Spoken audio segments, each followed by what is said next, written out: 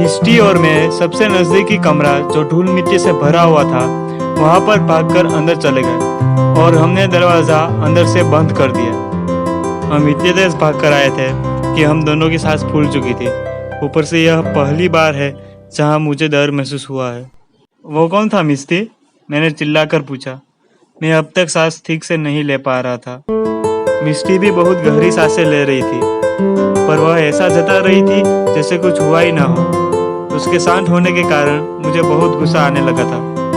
वो मेरा ही भाई है, मिष्टी ने कहा।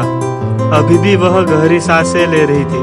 से तो अस्पताल से भागे हुए 2 साल हो चुके हैं। वो मेरे पीछे भी कितनी बार आ चुका है। मुझे माफ कर देना डेनियल, मुझे आइडिया ही नहीं था कि आज रात यह सब होगा। मैंने बस उसकी तरफ देखा।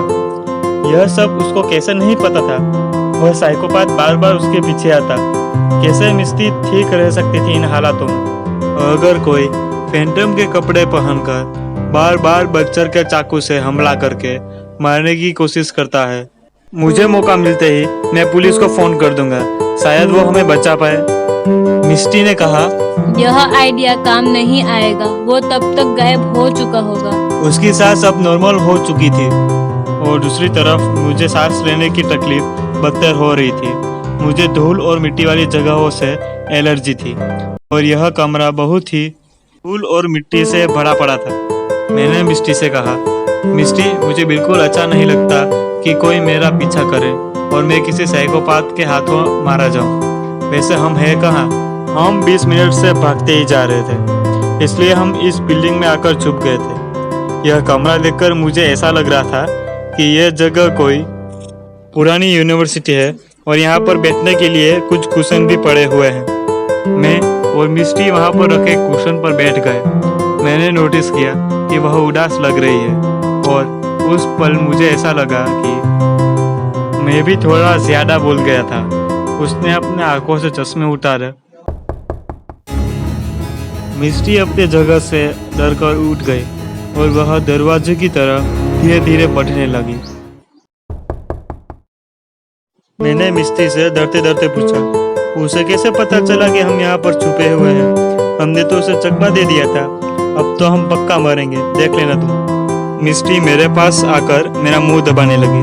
शांति रख और चुप हो जा, उसने धीरे से फुसफुसाया। उसने सिर्फ अंदाजा लगाया है। सन्नाटा छा गया। मिष्टी ने फिर से फुसफुसाकर कहा, मुझे नहीं लगता कि उसने तुम्हें सुन लिया है। मैंने फुसफुसाकर कहा, मैं अब यहाँ एक पल भी नहीं रुक सकता। बस बहुत हो गया, मैं यहाँ से जा रहा हूँ। यह विचार आते ही मुझे डर सा लग गया। मिष्टी ने फुसफुसाकर जवाब दिया, मैं तुम्हें बाहर जाकर उससे लड़ने को नहीं कह रही हूँ। मैंने मिष्टी से पूछा, ऐसा क्यों बोल रही हो तुम? ऐसा क्या किया है उसने? मिष्टी ने कहा, मैंने उसको देखा है 2 ऑफिसर्स को मारते हुए। एक को गला दबाकर और दूसरे को तो बालकनी से फेंक कर मार दिया था। यह सब सुनकर मैं एकदम से चौंक गया। मैं भगवान को प्रार्थना करने लगा कि सुबह जल्दी आए और हम दोनों जिंदा बचे रहे। हेलो दोस्तों, अगर यह कहानी आपको पसंद आई है तो आप लाइक और शेयर जरूर करिए। अगर आप मेरी चैनल पर नए हो तो सब्सक्राइब करना मत भूलिएगा। तब तक के लिए धन्यवाद।